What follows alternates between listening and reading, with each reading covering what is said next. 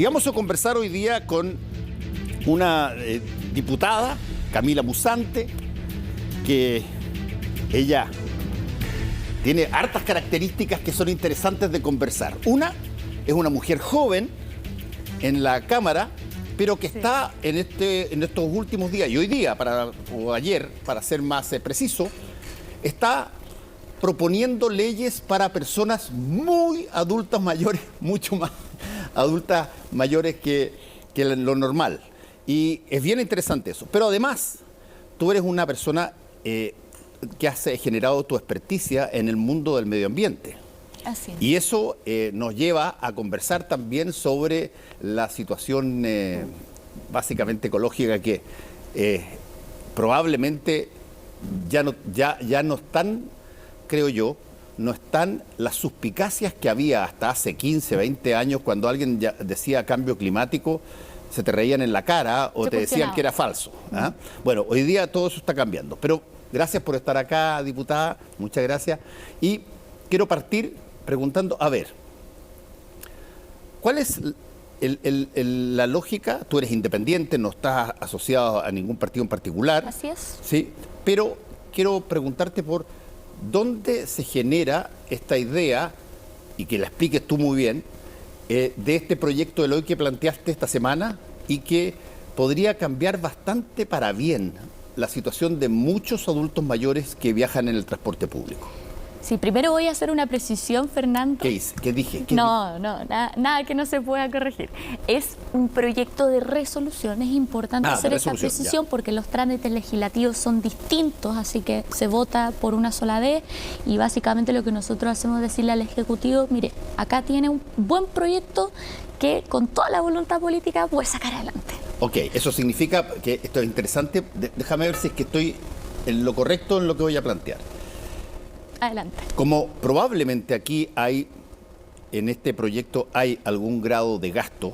Sí, así es. No lo puede presentar directamente un parlamentario, tiene que hacerlo pasar por el Ejecutivo para que lo presente el Ejecutivo. Eso es correcto, porque la actual Constitución dice que las y los parlamentarios no podemos presentar iniciativas que tengan que ver con gasto fiscal, que eso es exclusivo del Ejecutivo. Entonces, sí tenemos una alternativa de decir, bueno, yo tengo una súper buena idea, implica gasto fiscal, la voy a redactar, la voy a dejar lista y la voy a presentar. Si se aprueba, si tiene el respaldo suficiente, entonces ya va a quedar la pelota en la cancha del Ejecutivo, decir, vamos adelante con esta idea. Y el proyecto se llama de Paradas Violetas. ¿Cómo nace? Así es. ¿Cómo nace este proyecto? Bueno, comenzamos a preguntarnos qué podíamos hacer para que todas esas trabajadoras que salen a altas horas de la noche del retail, las personas mayores que tienen que trasladarse muchas veces de una comuna en la región metropolitana a otra comuna, o las trabajadoras de casa particular también, quienes estudian en jornadas nocturnas, que son muchas mujeres que se encuentran en esa situación, se sientan seguras de regresar a sus casas. ¿Cómo podemos hacer para que el mismo transporte público sirva a un fin, que es que ellas lleguen seguras a sus casas? Y así surge este proyecto de las Paradas Violetas, en donde yo como pasajera, a partir de las 22:30, puedo solicitarle al chofer que me deje más cerca de mi casa, respetando el recorrido. Respetando el recorrido. Eso es, respetando el recorrido, pero con la excepción de que no pare en el paradero como está establecido, ¿verdad? Sino que lo más cerca de mi casa, por la calle, en las intersecciones que a mí me sirvan. Entonces ahí va a existir una instrucción por parte del Ministerio de Transporte y toda una coordinación para que las y los choferes tengan que respetar esta solicitud.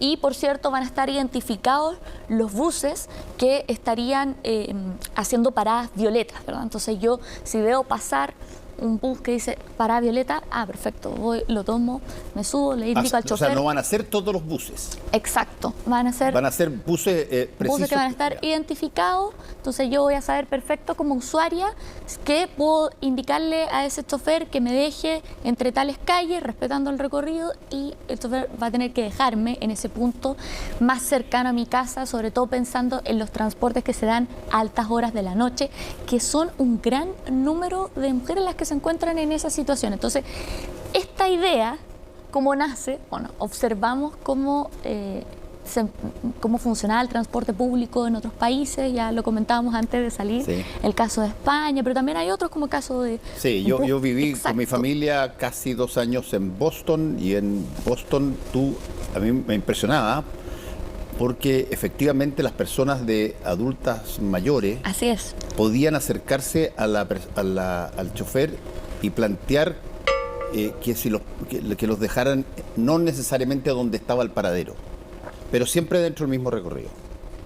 Sí, y es de toda lógica y de sentido común, funciona y también tiene buenos resultados, que es lo que nos interesa. La verdad es que nosotros nos planteamos esta política como una política desde la prevención, porque sí existen muchas denuncias, sobre todo de quienes se transportan a altas horas de la noche, de sufrir delitos contra la propiedad, contra la integridad física, y la idea del acercamiento es reducir ese número de delitos y que las personas puedan sentirse más seguras trasladándose en el transporte público hacia sus casas.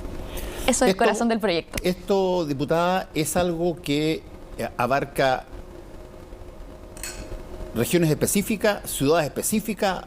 Hay un proyecto de prueba, o ¿cómo se concibe esta situación? Porque me imagino que no debiera discriminar ninguna parte del territorio, digamos, por lo menos donde hay grandes ciudades o grandes conflictos de tránsito, llamémoslo así. Sí, y hoy día yo diría que en nuestro país estos conflictos de tránsito existen hasta en las ciudades más pequeñas, porque estamos saturados y saturados de vehículos. Entonces, en las horas puntas, sobre todo a la salida del trabajo, se producen esos problemas. Pero el proyecto está pensado para que se implemente primeramente en la región metropolitana, ya a través del sistema de red, o más conocido como Transantiago, que no abarca todas las comunas de la región metropolitana, pero sí bastantes de ellas.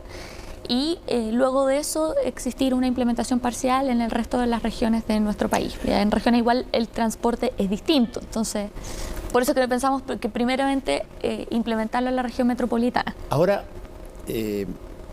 diputada, me parece, más bien te lo voy a plantear en forma de pregunta.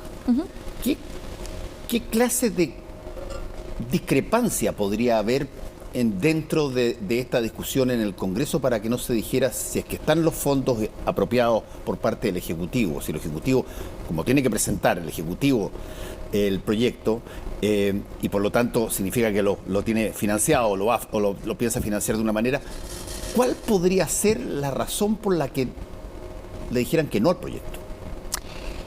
Es una muy buena pregunta la que estás haciendo, Fernando, porque uno diría, claro, es de toda lógica, ¿no? ¿Quién podría oponerse a una idea así, sobre todo a una política que parece que es una política que va en la línea de la prevención y que podría perfectamente permitir que las personas se transporten más seguras a sus casas y disminuir los delitos que transcurren, ¿verdad?, en el transporte hacia sus casas en los distintos sectores, sobre todo es muy patente esto en la región metropolitana. Pero puede existir oposición.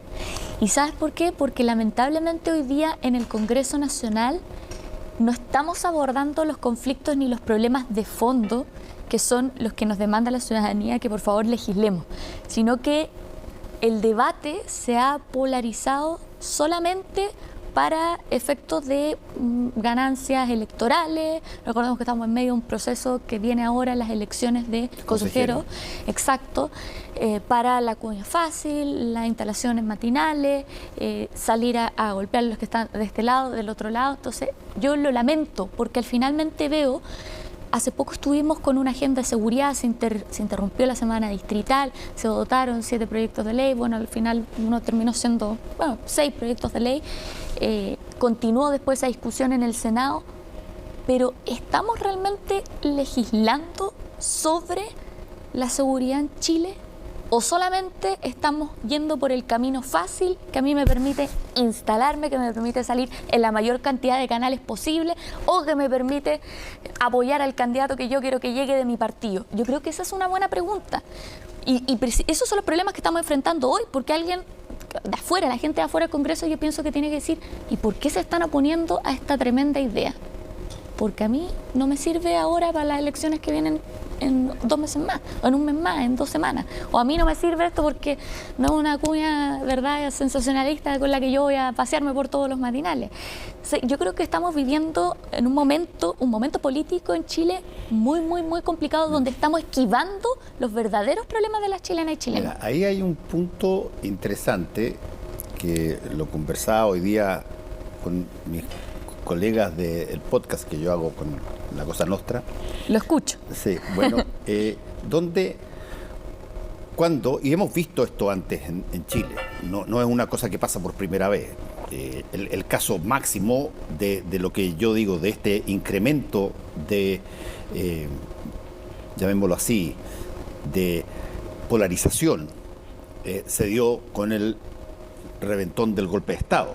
Sí. Pero estamos, y no solamente nosotros, el mundo está muy, pero muy crispado, en situaciones donde ya la visión para evaluar, por ejemplo, un proyecto de ley eventualmente, no estoy hablando solamente de Chile, pero un proyecto de ley eventualmente no está dado por si es que favorece o no favorece a determinadas personas. Está dado por si gano yo o pierdo yo si es que se aprueba. ¿Gana el gobierno o gana la oposición? Y eso no lo digo por solamente este país en la forma en que estamos hoy día. Estoy hablando de montones de países. En Estados Unidos hoy día está pasando exactamente lo mismo. Ahí estaba leyendo el otro día el New York Times que planteaban ahí la queja de que da la impresión de que hay un grupo muy grande que quiere que vuelva Trump y qué sé yo que allá, que sus parlamentarios básicamente rechazan de partida cualquier cosa que se presente por parte del gobierno o por los parlamentarios de gobierno. Y eso eventualmente puede dejar muchas cosas que son necesarias fuera. Ahora, eso es un estímulo para que eventualmente se pueda generar un diálogo y se presenten los proyectos, no sé si es que eso es posible, diputada, pero se presenten los proyectos con un poco más de conversación amplia y con un poco más de apoyo de todos lados. Es que sabes que, Fernando, lamentablemente esto que mencionas tú se ha instalado muy profundamente en el Congreso Nacional.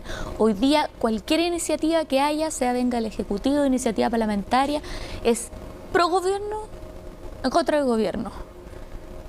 Agenda de seguridad, pro fuerza de orden de seguridad, en contra. Retiro, a favor, en contra. Y yo digo, ¿cuándo nos hacemos la pregunta de qué es lo mejor para la ciudadanía? ¿Apunta al bien común? ¿No apunta al bien común? ¿Vamos a solucionar un problema que hoy nos están demandando que nos hagamos cargo? Y esa ya no es la posición en la cual se paran en una vereda o en otra los distintos parlamentarios, sino que simplemente estamos acá en a favor del gobierno, en contra del gobierno.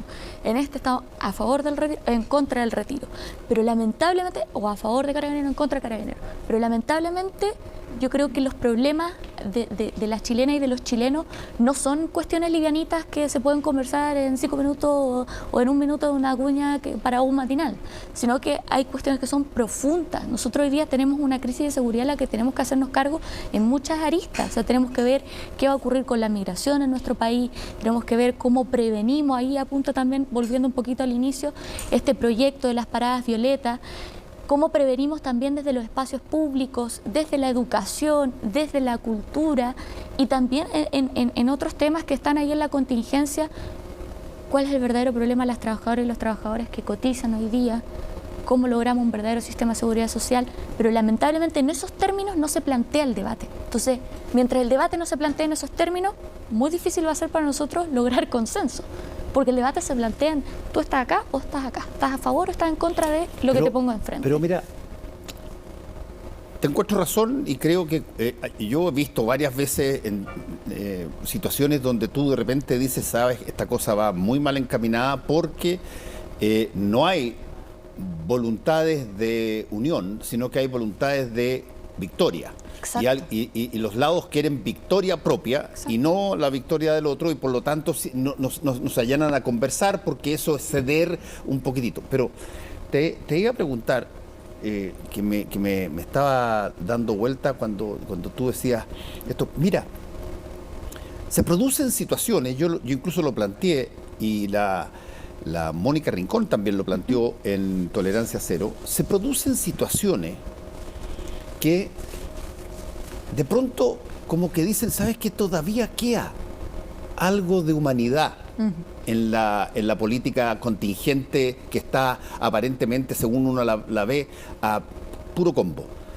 Cuando tú ves que un proyecto como el de las 40 horas, hace 2 años atrás estaba, o 1 año atrás estaba out, totalmente imposible, y sin embargo termina con unanimidad. Cuando tú ves el proyecto de... En el Senado. ¿Ah? En el Senado, Sí. en la Cámara no hubo unanimidad. No hubo unanimidad, pero igual pasó. Sí, igualmente, sí. Pasó. Cuando tú ves que este proyecto de las personas que cuidan a personas y que tienen que ir a la escuela, pasa también por unanimidad. Sí. Entonces yo digo, a ver, ¿cómo aprender qué fue lo que existió en esas circunstancias para que la voluntad de todos estuviera presente y no solamente la voluntad de un grupo chico? Yo creo que también tiene mucho que ver con cómo se plantean los términos del debate. Por ejemplo, otro ejemplo más de aprobación por unanimidad, la ley de trastorno del espectro autista. También con amplio consenso, salvo algunas abstenciones, pero en ambas cámaras prácticamente por unanimidad. Y ahí yo creo que en todos esos casos, 40 horas por ejemplo, el debate giraba en torno de cómo va a ser mejor la vida de nuestras trabajadoras y trabajadores en Chile. Y ese era el debate. ¿Esto realmente va a permitir que sean más productivos? ¿Cómo esto beneficia a las pymes por una parte? ¿Cómo beneficia a nuestros trabajadores por la otra? Y esas fueron las cuestiones que se tenían sobre la mesa al hablar del proyecto. Y no un proyecto que apoyó el gobierno, que se presentó por una de las diputadas, que ahora es ministra, sino que más hubieron algunos que intentaron llevar el debate hacia allá, pero yo diría que sin mayores resultados. Entonces, también existió una presión ciudadana sobre estos proyectos de alta connotación, en donde era muy difícil salir desde esa lógica de decir, acá sobre lo que estamos legislando es sobre la calidad de vida de nuestros trabajadores y trabajadoras en Chile. No podemos desvirtuar este debate, porque finalmente eso es el fenómeno que ocurre. Se termina desvirtuando el debate para llevarlo a estas posiciones de yo estoy acá y ustedes están acá. Y yo creo que los únicos que salen beneficiados con eso son, bueno, lamentablemente los partidos políticos, que además están tensando todo porque hay un proceso electoral y eso siempre se ve, ¿verdad? Y los que salen más perjudicados son las personas que están afuera del Congreso Nacional y que están observando con mucha rabia y frustración cómo la clase política sigue cayendo y decayendo para favorecerse a sí misma. Ahora, me contó un pajarito que tú eres de las que está a favor del sexto retiro. ¿Es verdad? Mira, yo creo que acá, más que a favor, voy a volver a lo que estábamos conversando antes. Este debate se ha planteado en los mismos términos que estás en esto a favor o en contra del gobierno, estás en esto a favor o en contra del sexto retiro. Yo creo que no es la pregunta. La pregunta hoy día es, ¿por qué seguimos hablando de los retiros? Porque todavía hay necesidad, supongo. Pero llevamos 3 proyectos que fueron aprobados, sí. Otro que no salió. En pleno proceso de campaña, previo a las elecciones, que se cayó por un voto, ¿verdad? Y con toda la tensión que eso significaba, no salió. Otro que se cayó ahora, y también esto es importante para la transparencia de la gente que esté viendo este programa, no es que se vaya a votar un sexto retiro, sino que se va a poner en tabla, se va a abrir la discusión y vamos a ver si eso llega a la sala y si es que ahí están los votos o no. Entonces ya llevamos 6, van a ser 6 discusiones sobre un mismo tema. ¿Por qué seguimos hablando de este tema? ¿Y por qué este tema sigue vigente? Yo creo que esas son las cuestiones de fondo en las que debiésemos poner el ojo en el debate, y a mí sí me interesa que se abra el debate para poder hablar de estos temas. ¿Por qué los retiros siguen siendo una opción? O sea, ¿qué pasó con las transferencias directas que quizás en su momento el rechazo de un retiro, bueno, se apaleaba con otro tipo de medidas, ¿no? ¿Qué ha pasado con ese tipo de medidas que llegan a los bolsillos de las chilenas y los chilenos, que me hacen decir a mí, ¿sabes qué? No quiero echar mano de mis ahorros previsionales, porque es de toda lógica que nadie quiere ir a gastarse esa plata. ¿Y qué pasa también con las pérdidas? Porque, ojo con esto, cuando existían pérdidas de las AFP, fueron y retiraron ellas mismas las utilidades, ¿verdad? O sea, una cuestión que parece insólita, lo hicieron durante el año pasado, los trabajadores tuvieron que mirar esto y después entrar a la página web y revisar, ya están bajando mis fondos de pensión, están bajando, quiero sacarlos.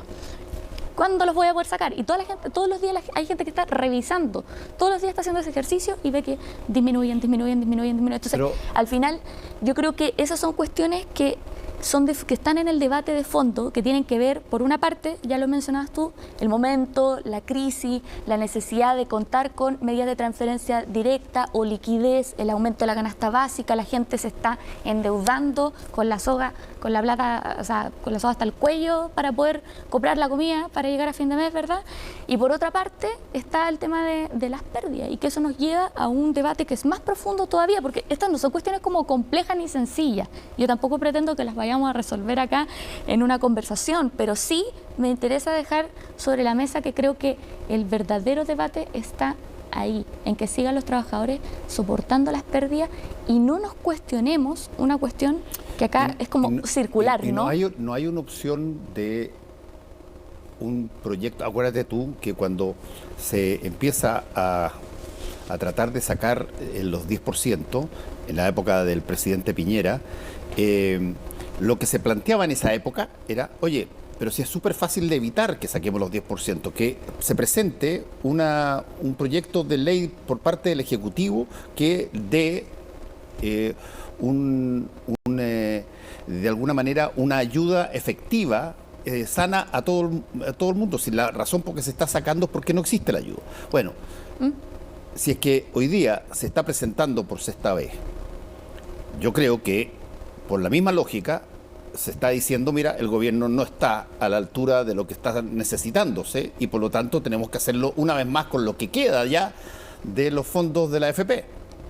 Ahora, sobre este tema de los retiros, yo creo que igual hay una cuestión donde nosotros los políticos tenemos que ser responsables, porque ya llevamos un sexto proyecto, ¿verdad? Y acá se juega mucho con la ilusión de la gente. Hay políticos que les gusta disfrazarse, ponerse cosas encima ya, y decir que poco menos que se va a votar esto en un par de días más, y lo cierto es que nosotros lo sabemos, los que estamos adentro de la Cámara de Diputadas y Diputados, que los votos no están y que esta cuestión no se va a aprobar. Entonces, se juega mucho con las ilusiones de la gente. Por otra parte está lo que dicen, ¿por qué no aceleramos esto y lo ponemos en tabla pronto? Porque se vienen las elecciones de los consejeros, ¿ya? Entonces mis consejeros apoyan el retiro y ahí, listo, sacamos más, entran más al consejo, ganamos más los partidos, ¿verdad? Y todos estamos contentos con esta situación. Otros están diciendo, frenemos porque nosotros estamos del otro lado y no queremos que esto se adelante. Entonces al final todos manipulan este debate para sus propios fines y estamos olvidando completamente el por qué a la gente le sigue haciendo sentido hablar de un retiro. O sea, las necesidades de esa persona que no puede llegar a fin de mes, que se endeuda para comprar en el supermercado y que resulta que es en el mismo supermercado donde la AFP va y toma sus fondos previsionales y los invierte, ¿verdad? Y son esos mismos supermercados los que después se coluden entre ellos, suben los precios y son los mismos trabajadores los que dicen, oye, necesito esa plata, la quiero retirar porque chuta, estoy súper endeudado con Cencosud, entonces voy a ir a pagar mi cuotita con la plata del retiro de la AFP. Entonces esta cuestión, si uno lo piensa, es circular. Aquí así da vuelta la plata y las grandes cadenas se siguen coludiendo. Hoy día seguimos teniendo un problema en que los precios de las canastas básicas suben. La gente paga los costos y tienen que sacar la plata del retiro para ir a pagarle al final a la misma AFP. Es una cuestión, de verdad, cuando uno lo analiza, dice, es casi absurdo, ¿verdad? Pero ¿cómo nos estamos haciendo cargo hoy día de medidas de transferencias económicas directas que permitan a que las chilenas y chilenos no tengan que comerse sus fondos previsionales, porque obviamente queda una cuestión contraintuitiva? Bueno, vamos a estar a tener que esperar a ver cómo se da esta discusión y después cómo se da la discusión de lo que estábamos conversando respecto a las paradas violetas. Así es. A ver si es que se transforma en ley. Muchas gracias, diputada. Muchas gracias, diputada.